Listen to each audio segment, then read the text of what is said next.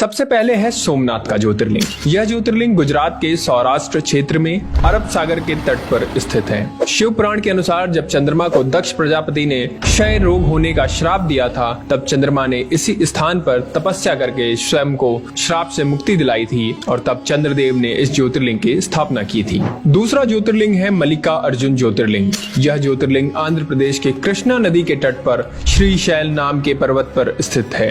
इस ज्योतिर्लिंग का महत्व भगवान शिव के कैलाश पर्वत के समान माना जाता है, क्योंकि कैलाश पर्वत पर जाना श्रद्धालुओं के लिए अत्यंत मुश्किल है, इसलिए इस ज्योतिर्लिंग का महत्व और बढ़ जाता है। और अब बात करते हैं तीसरे ज्योतिर्लिंग की। इस ज्योतिर्लिंग का नाम है महाकालेश्वर ज्योतिर्लिंग। यह प्रसिद्ध ज्योतिर्लिंग मध्य प्रदेश के उज्जैन में शिप्रा नदी के किनारे स्थित है। इस ज्योतिर्लिंग की विशेषता है कि यह एकमात्र दक्षिण मुखी ज्योतिर्लिंग है। मान्यता है कि यहाँ पर पूजा अर्चना करने से उम्र बढ़ जाती है और सभी प्रकार के संकट टल जाते हैं। चौथा ज्योतिर्लिंग है ओमकारेश्वर ज्योतिर्लिंग। यह ज्योतिर्लिंग मध्य प्रदेश के प्रसिद्ध शहर इंदौर के पास स्थित है। जिस स्थान पर ज्योतिर्लिंग है उस स्थान पर नर्मदा नदी बहती है और यह नदी चारों ओर बहती है, जिसमें यहाँ ओम का आकार बनता है, इसलिए इसे ओमकारेश्वर के नाम से जाना जाता है। मान्यता है कि तीर्थयात्री सभी तीर्थों से जल लाकर ओमकारेश्वर में अर्पित करते हैं और तभी उनके सारे तीर्थ पूरे माने जाते हैं। पांचवा है केदारनाथ ज्योतिर्लिंग।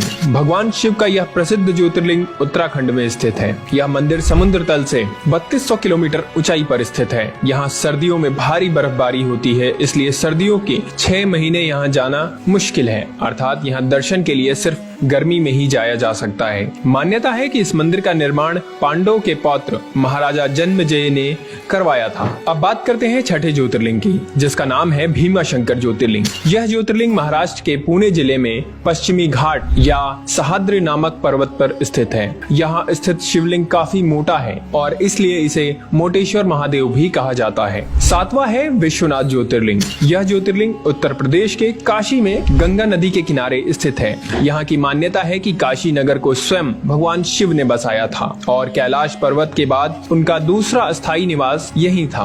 कहा यह भी जाता है कि काशी भगवान शिव के त्रिशूल पर टिका हुआ है और माना जाता है कि जिस जगह ज्योतिर्लिंग स्थित है वो जगह कभी भी लुप्त नहीं होती और सदियों से वैसी की वैसी स्थापित है। कहते हैं जो भक्त इस शहर में आकर भगवान शिव की पूजा करते हैं उन्हें हर तरह के पाप से मुक्ति मिल जाती है। आठवां ज्योतिर्लिंग है त्र्यंबकेश्वर ज्योतिर्लिंग। यह ज्योतिर्लिंग गोदावरी नदी के किनारे महाराष्ट्र राज्य के नासिक जिले में स्थित है। कहा जाता है कि गौतम ऋषि और गोदावरी नदी के बुलाने पर भगवान शिव को इस ज्योतिर्लिंग में आकर बसना पड़ा था। इस ज्योतिर्लिंग की सबसे खास बात यह है कि यहाँ ब्रह्मा, विष्णु और महेश तीनों ही विराजित हैं, जबकि अन्य सभी ज्योतिर्लिंग में केवल भगवान शिव ही विराजित हैं। अब बात करते हैं 9वें ज्योतिर्लिंग की, जिसका नाम है वैद्यनाथ ज्योतिर्लिंग। यह ज्योतिर्लिंग झारखंड राज्य के देवघर में विराजमान है। मान्यता है कि इसे लंकापति रावण ने स्थापित किया था। दरअसल इस शिवलिंग को रावण ने अपने 9 सिरों की भेंट चढ़ाकर भगवान शिव से वरदान मांगा था। 10वां ज्योतिर्लिंग है नागेश्वर ज्योतिर्लिंग। यह ज्योतिर्लिंग गुजरात के बडोदरा क्षेत्र में गोमती द्वारका के पास स्थित है।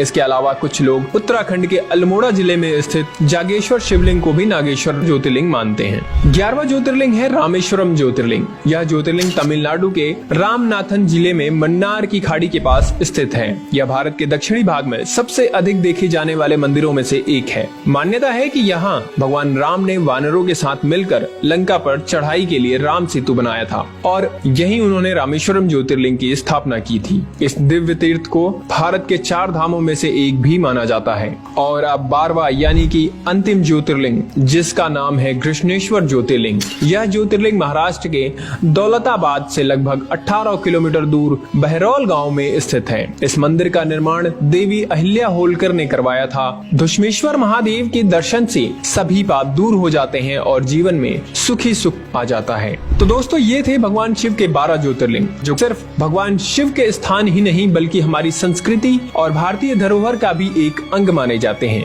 इसलिए अगर आपको वीडियो अच्छी लगी हो तो हमारे चैनल को सब्सक्राइब करें और हमारे फेसबुक पेज को फॉलो करना ना भूलें। वीडियो को लाइक करें और इसे शेयर करें, क्योंकि हम आपके लिए इसी तरह के और भी वीडियोस लाते रहेंगे। तो मिलते हैं आपसे अगली वीडियो में, तब तक के लिए हर हर महादेव।